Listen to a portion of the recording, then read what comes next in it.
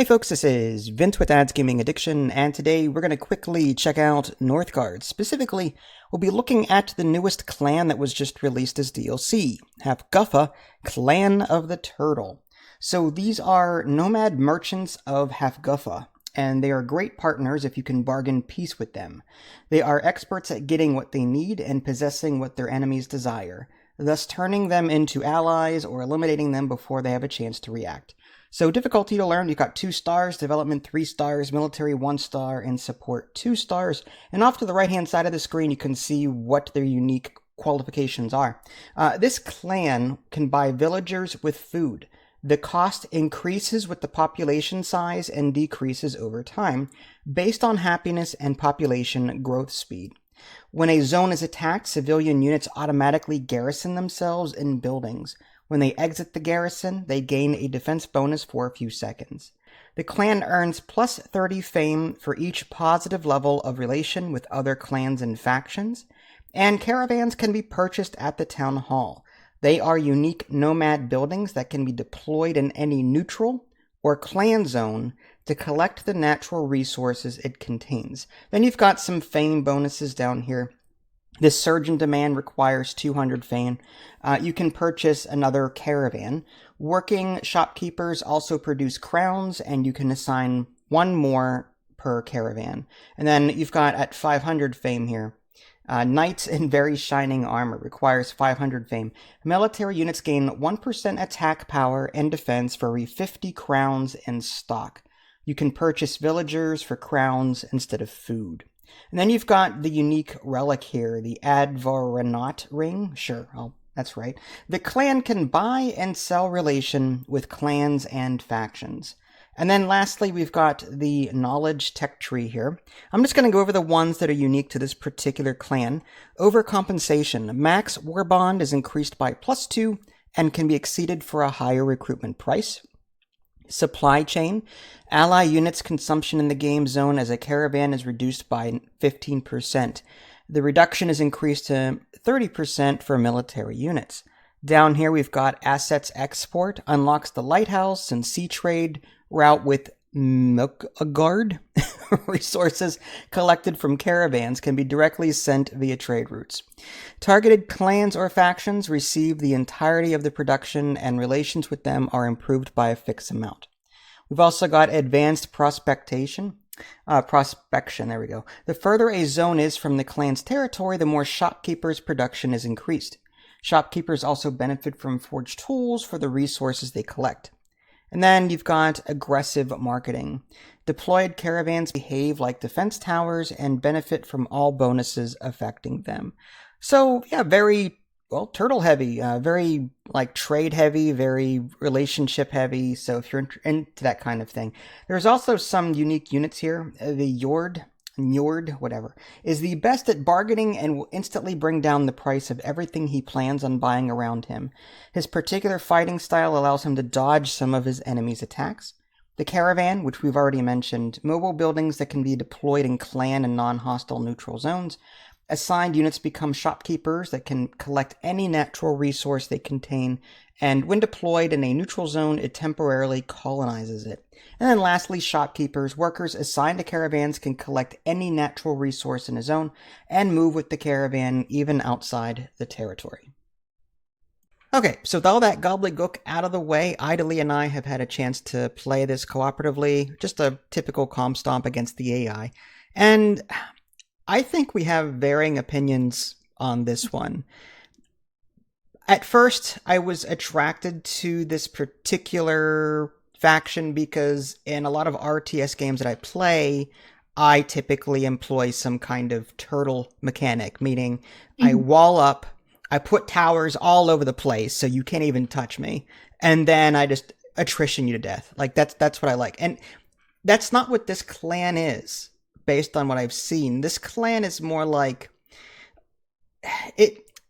So its main mechanic really is the whole going out with your wagons, your nomad wagons, and you're settling temporarily into different locations to collect the resources there and move on. So you're kind of like the Borg or the Doomsday Machine, whatever you want to call yourself. You're moving around, scooping up resources and moving on to the next place. So whatever sci-fi, horror, alien you want to think of that, is like a parasite, just harvesting worlds for resources. That's what you're kind of doing with this. At least that's how I felt.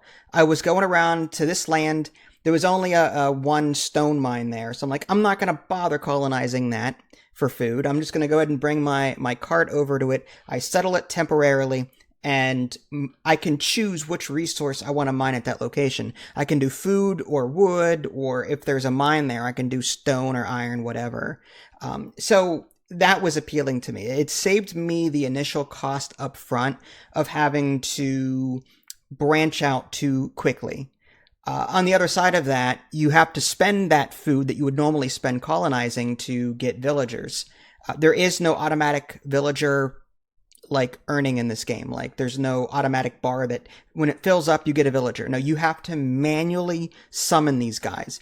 On one hand, you've got more control over your food costs and your happiness because you can control the flow of your villagers coming in. But at the same time, it's more micromanagement that you have to deal with. And the other side of it is, even though you're putting these carts down, you have a limited number of them.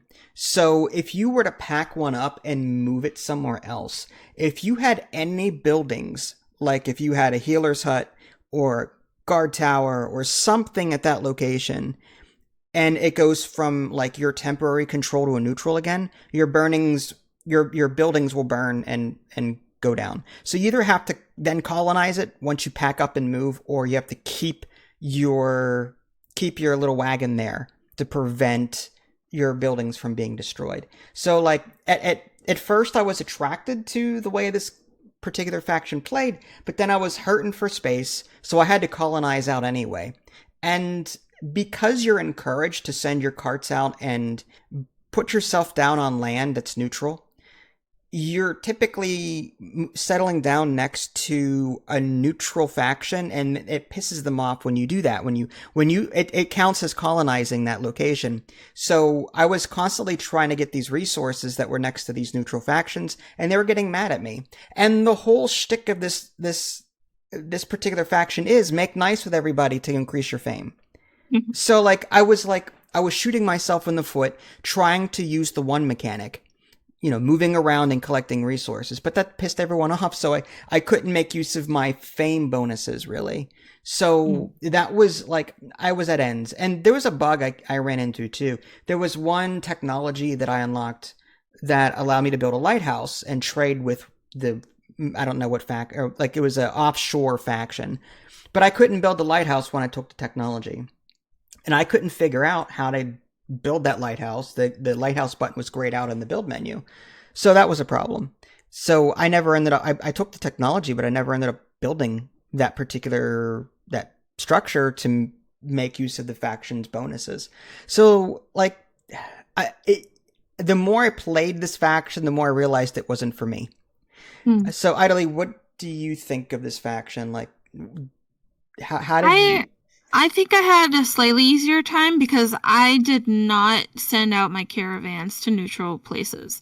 I actually just built my base, I built my economy up first with those caravans. I just had extra food or extra wood with those caravans that I was building, and I didn't actually go out and collect the mining stuff. I did that manually, like I would in another clan.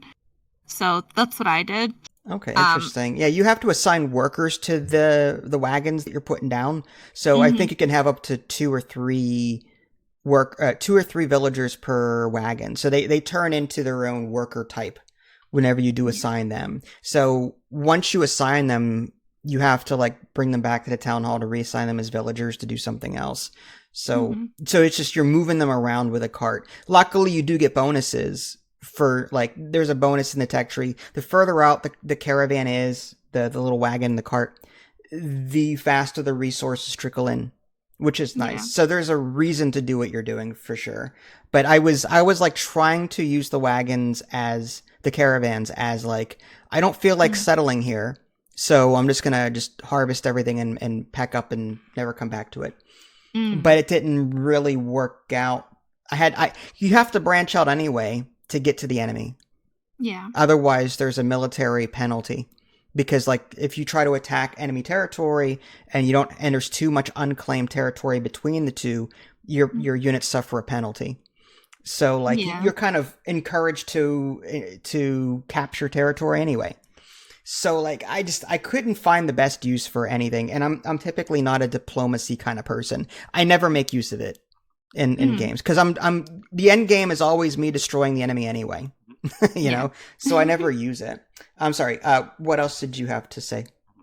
Just that was it. Like, you kind of covered most of it. The shipbuilding bug. That was what I sped to, and I couldn't build the lighthouse, so that was kind of unfortunate. The food management is very heavy in this game, and then once you get to a certain type of fame, it switches over to gold management. But yeah, recruiting villagers really does require you to have like a ton of food or a ton of gold later on. So it's interesting. I love that you can send the scout to a neutral clan. I don't know if you can do that with regular factions or classes that you play or whatever, but in this one it seems like you can send out scouts to neutral clans and be a diplomat that way, which is, I think, is like really cool. I didn't know, but I don't know. I can't confirm that because I didn't know that when you had said it. To be fair, I was swimming in resources toward the end. My gold. I never hurt for gold, which I always do. This clan, when it comes to gold, I was earning it in spades, which was nice. Yeah. And like food typically wasn't a problem for me, even though I was using a crap ton of it. But I concentrated heavily in food from the very beginning because I knew I was going to be using a lot of it to summon villagers. Yeah. So like if you're going to play this faction, make sure your food production is like ahead of everything else, and make sure you're getting iron and stone so that you can upgrade structures to do that. But everything else, like diplomacy, I just didn't care. And by the time like I got my relic, which allows me to buy favor with the other factions or whatever, the game was already over. So like it didn't matter. To be fair, we do play on easy, on really easy. Still. Yeah. So it was still like we played for 45 minutes to an hour, didn't we? I think so, yeah. So, well, there's nothing else for me to say about this. Like, I liked it, the ideas in theory, but the more I played it, the more I didn't like it. And maybe I'm in the minority there. There are other factions I would rather play. I prefer defensive, economical and defensive factions without tons of micromanagement. I was just about to say that the caravans seem like it's too much micromanagement. The diplomacy seems like it's a bit too much micromanagement too. But I liked it. I thought it was okay. There are factions out there that I think that are worse, so it's fine. Which one? The dragon one? No, I actually like the dragon one. Oh, okay.